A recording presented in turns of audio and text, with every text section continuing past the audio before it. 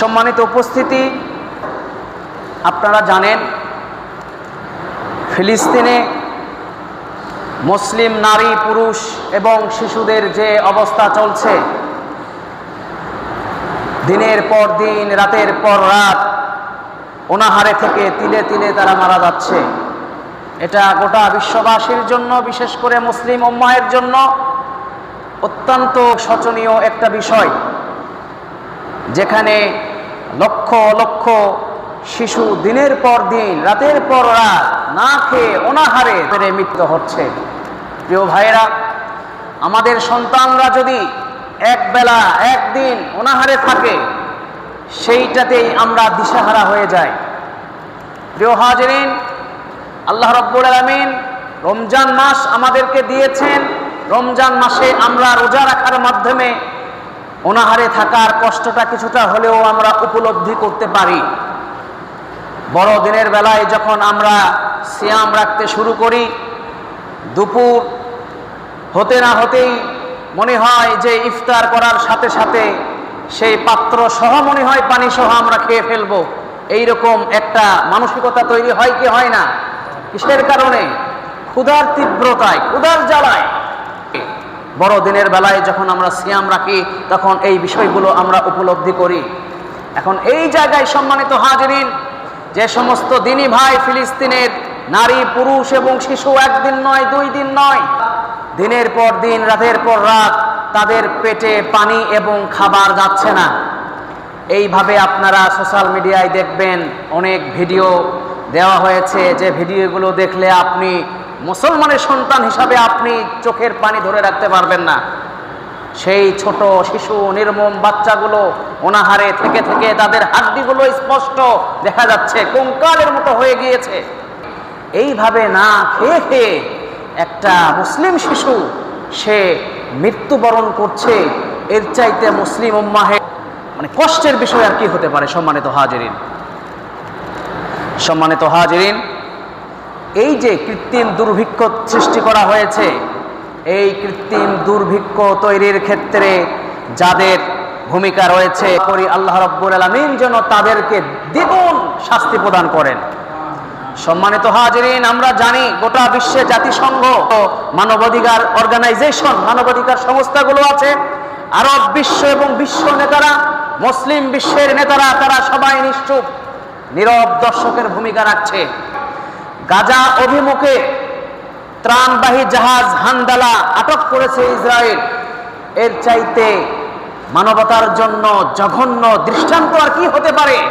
সম্মানিত হাজিরিন, আল্লাহ রাব্বুল আলামিন সূরা মুদাসসিরের আয়াতে বলেছেন, মা সালাকাকুম ফি সাকার।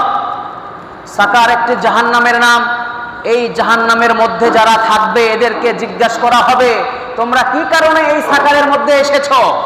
কেন, কোন বিষয় তোমাদেরকে এই সাকারের মধ্যে নিপতিত করেছে? ক্বালু লাম নাকু মিনাল মুসাল্লিন ওয়া লাম নাকু নুতঈমুল মিসকিন।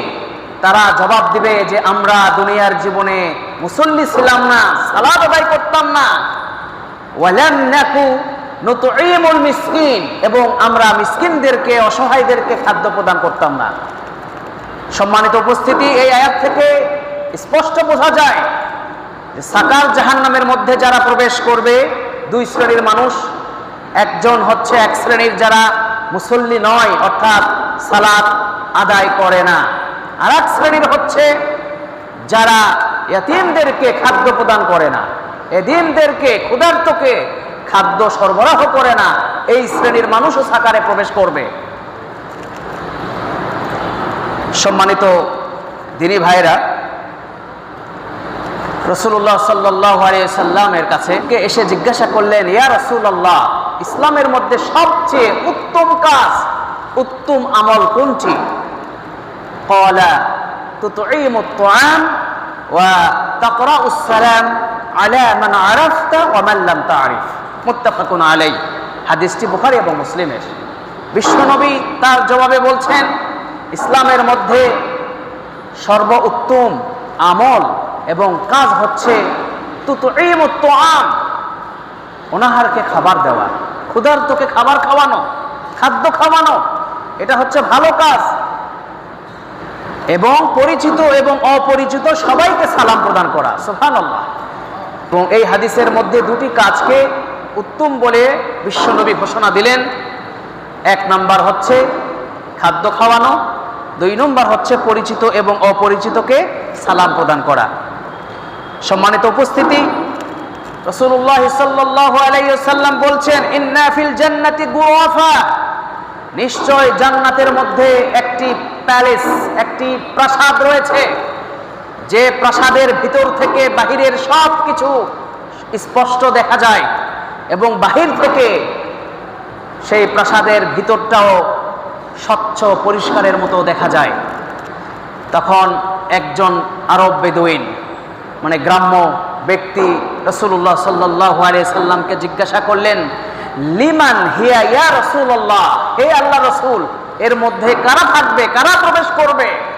তখন বিশ্বনবী মুহাম্মদুর রাসূলুল্লাহ সাল্লাল্লাহু আলাইহি সাল্লাম বলছেন, লিমান, এটা ওই ব্যক্তির জন্য যে ব্যক্তি আতাবাল কালাম, মানুষের সাথে উত্তম আচরণ করে, মানুষের সাথে সৎ ব্যবহার করে, মানুষের সাথে সুন্দর বিহেভিয়ার করে, ওয়া আতআমাত তুআম, ক্ষুধার্তকে খাবার প্রদান করে, সুবহানাল্লাহ, ওয়া আদামাস সিয়াম, এবং সিয়াম পালন করে, ওয়া সাল্লা লিল্লাহি বিল লাইলি ওয়ান নাসু নিয়াম, আর কি করে? মানুষ যখন রাতে ঘুমিয়ে যায় সে সময় সে আল্লাহর জন্য সালাত আদায় করে, সুবহানাল্লাহ। প্রিয় ভাইরা, আপনারা এই ফিলিস্তিনি শিশুদের কথা কি মনে করেন? কখনো কি তাদের কথা আমাদের মনে পড়ে? আপনার ঈমান কি নাড়া দেয়? আপনার অন্তর কি তাদের জন্য দুমড়ে মুচড়ে যায়? আপনার অন্তর কি তাদের জন্য কেঁদে ওঠে? আপনার তাদের প্রতি আপনার অন্তরে কি দয়া, মায়া, মমতা, ভালোবাসা কি জাগ্রত হয়? আল্লাহ রাব্বুল আলামিন আমাদের ঈমানকে বাড়িয়ে দিন, সবাই বলুন আমিন। হাদিসে কুদসের মধ্যে আল্লাহ রাব্বুল আলামিন বলেছেন, হে আদম সন্তান, আমি তোমাদের কাছে খাবার চেয়েছিলাম কিন্তু তুমি আমাকে খাবার দাওনি। তখন সে আদম সন্তান বলবে যে, ক্বালা ইয়া রাব্বি কাইফা উতঈমুকা ওয়া আনতা রাব্বুল আলামিন, হে রব, আপনি তো রব্বুল আলামিন, কিভাবে আমি আপনাকে খাবার দেব? জবাবে আল্লাহ রাব্বুল আলামিন বলবেন, তুমি কি জেনেছিলে না যে আমার অমুক বান্দা তোমার কাছে খাবার চেয়েছিল কিন্তু তুমি তাকে খাবার দাওনি? তুমি কি জানতে না যে তাকে যদি তুমি খাবার দিতে লাওয়াজাদতা যালিকা ইনদি, তাহলে সেইটা তুমি আমার কাছে পেতে? সম্মানিত হাজিরিন, এই ফিলিস্তিন থেকে যে চিৎকার, যে আওয়াজ, যে আর্তনাদ গোটা বিশ্বের কাছে, তা হলো যে আমাদেরকে খাবার দিন, আমাদেরকে খাবার দিন। সেখানকার নারী, পুরুষ এবং শিশুদের চিৎকারে, আর্তনাদে সেখানকার বাতাস ভারী হয়ে গিয়েছে। কিয়ামতের দিন আল্লাহ রাব্বুল আলামিন যদি আমাদেরকে জিজ্ঞাসা করেন, আমরা কি জবাব দিব? আপনি তো এই কথা বলতে পারবেন না, ইয়া রব্বাল আলামিন, তাদের চিৎকার, সেই শিশুদের আর্তনাদ আমাদের কান পর্যন্ত পৌঁছায়নি। এই কথা কি, এই অজুহাত কি দেওয়ার কোনো সুযোগ আছে? সম্মানিত হাজিরিন, উম্মে আনাস নামের এক দ্বীনী বোন, তিনি একটা বার্তায় লিখেছেন যে, আইনাকুম ইয়া আলাম, হে দুনিয়ার মানুষ তোমরা কোথায়? আইনাকুম ইয়া মুসলিমুন, হে মুসলমানেরা তোমরা কোথায়? আল্লাহি মা ইনদি তুআম, আল্লাহর কসম আমাদের কাছে কোনো খাবার নেই।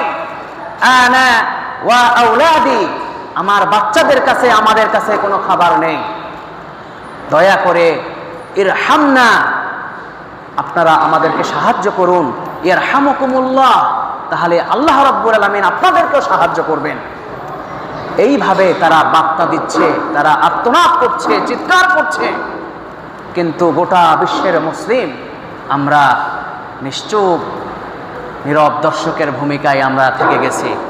সম্মানিত হাজিরিন, তাই আমি আপনাদেরকে রিকোয়েস্ট করব, অনেক দিনী প্রতিষ্ঠান, অনেক ফাউন্ডেশন, অনেকেই সেই সমস্ত ফিলিস্তিনে নারী, পুরুষ এবং শিশুদের জন্য খাদ্য সামগ্রী তারা সেখানে পাঠানোর ব্যবস্থা করছেন এবং পাঠাচ্ছেন।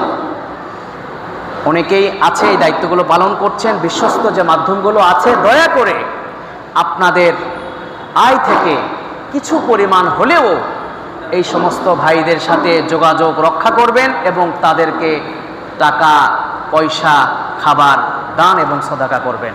আল্লাহ রাব্বুল আলামিন সেটি করার তৌফিক দান করুন। আপনারা রাজি আছেন তো? এটা অবশ্যই আমাদের জন্য ঈমানি দায়িত্ব। প্রিয় ভাইরা, একটু আগে আমি বলেছি, আমাদের সন্তান যদি এক বেলা খাবার না পায়, এই কষ্টটাই আমরা বাবা মা সহ্য করতে পারি না। আমরা দিশেহারা হয়ে যাই, কিভাবে আমার সন্তানের মুখে আমরা খাবার তুলে দিতে পারবো। সম্মানিত হাজিরিন, চিন্তা করুন সেই সমস্ত ফিলিস্তিনি শিশুদের কথা যাদের হাড্ডিগুলো গণনা করা যাচ্ছে। প্রিয় ভাইরা, আল্লাহু আকবার, কি করুন অবস্থায় তারা আছেন। তো আমরা তাদের জন্য এতটুকু করতে পারবো না তিনি ভাই হিসাবে? এটা আমাদের ঈমানি দায়িত্ব। জোরে বলেন ঠিক কিনা? এই জন্য দয়া করে আপনারা যার যতটুকু অর্থ আছে, সম্পদ আছে, অনেক বেশি অর্থ এবং সম্পদের মালিক হওয়া জরুরি নয় দান এবং সদাকা করার জন্য। বরং একটা হাদিস আমি আপনাদেরকে শোনাতে চাই। আন আবি হুরায়রা আন্নাহু ক্বাল ইয়া রাসূলুল্লাহ আইয়ুস সাদাকাতি আফদাল। হে আল্লাহর রাসূল, উত্তম সাদাকা কোনটি? উত্তম সাদাকা কোনটি? জবাবে রাসূলুল্লাহ সাল্লাল্লাহু আলাইহি ওয়াসাল্লাম বললেন, জাহাদুল মুকিল, অর্থাৎ যার অল্প আয় আছে, অল্প সম্পদ আছে, অল্প মাল আছে, এই কম মাল থেকে অভাবের মধ্যে নিজে আছে, তারপরেও সেখান থেকে সে কি করে? দান এবং সদাকা করে। সুবহানাল্লাহ। এটাই হচ্ছে দানের প্রকৃষ্ট উদাহরণ। সুবহানাল্লাহ। যার কোটি কোটি টাকা আছে, সেখান থেকে সে যদি 1 লক্ষ টাকা দিয়ে দেয়, এটা আল্লাহ রাব্বুল আলামিনের কাছে যত না বেশি প্রিয়। আপনার কাছে 500 টাকা আছে, সেখান থেকে আপনি 100 টাকা দিয়ে দিলেন, তার মানে 500 টাকায় আপনি 100 দিয়ে দিলেন। এই দানটা আল্লাহর কাছে অধিক প্রিয়। যেটা বলেন সুবহানাল্লাহ। কারণ আপনার আয় কম, আপনার কাছে অর্থ কম আছে, আপনার সম্পদ কম, আপনি অভাবের মধ্যে আছেন। অভাবের মধ্যে থেকেও আয় কম, তারপরেও আপনি আল্লাহর রাস্তায় দান এবং সাদাকা করছেন। এই জন্য আল্লাহ রাব্বুল আলামিন এই বিষয়গুলো পর্যবেক্ষণ করেন। সুবহানাল্লাহ। প্রিয় ভাইরা, এই জন্য কোনো অজুহাত নয়, কোনো এক্সকিউজ নয়। দয়া করে আল্লাহর সন্তুষ্টির জন্য আমাদের দ্বীনি ভাই বোনদের জন্য এই শিশুদের দিকে তাকিয়ে আপনারা অবশ্যই যার যতটুকু সামর্থ্যের কুলায় সেখান থেকে আপনারা দয়া করে এই সমস্ত মাধ্যমগুলোর সাথে যোগাযোগ করে আপনারা দান এবং সদাকা করবেন। আল্লাহ রাব্বুল আলামিন সেই তৌফিক আমাদেরকে দান করুন। সবাই বলুন আমিন। সম্মানিত হাজিরিন, রাসূলুল্লাহ সাল্লাল্লাহু আলাইহি ওয়াসাল্লাম বলেছেন, ফাত্তাকুন নার ওয়ালাউ বিশিক্কিন তামরাহ। একটা খেজুর দান করার বিনিময় হলেও তোমরা জাহান্নামকে ভয় করো, জাহান্নামের আগুন থেকে নিজেদেরকে রক্ষা করো। একটা খেজুর দিয়ে হলেও। সম্মানিত উপস্থিতি, একটা খেজুর দান করার মতো কেউ সামর্থ্য আল্লাহ আমাদেরকে দেননি। তাহলে এই হাদিসের মধ্যে বিশ্বনবী সব থেকে ক্ষুদ্র একটা একক উল্লেখ করেছেন, একটা খেজুরের কথা বলেছেন। একটা খেজুর দেওয়ার মতো কি সামর্থ্য কার নেই বলুন? সম্মানিত হাজিরিন, রাসূলুল্লাহ সাল্লাল্লাহু আলাইহি ওয়াসাল্লাম বলেছেন, আস-সাদাকাতু তুতফিউল খাতিয়াতা কামা ইতফিউল মাউন নার। যদি আপনি দান করেন, তাহলে দান আপনার গুনাহগুলোকে বিলীন করে দিবে, মিটিয়ে দিবে, যেভাবে পানি আগুনকে নিভিয়ে দেয়। সুবহানাল্লাহ বলেন। সম্মানিত হাজিরিন, তাই আমি আপনাদেরকে আবারও স্পেশাল রিকোয়েস্ট করব, যার যার অবস্থান থেকে আপনারা সেই সমস্ত ফিলিস্তিনের শিশুদের জন্য আপনারা দয়া করে খাবার এবং দান এবং সদাকা অব্যাহত রাখুন। আল্লাহ রাব্বুল আলামিন সেই তৌফিক আমাদেরকে দান করুন। সবাই বলুন আমিন। সুবহানাকাল্লাহুম্মা ওয়া বিহামদিকা আশহাদু আল্লা ইলাহা ইল্লা আনতা আস্তাগফিরুকা ওয়া আতুবু ইলাইক। আসসালামু আলাইকুম ওয়া রাহমাতুল্লাহ।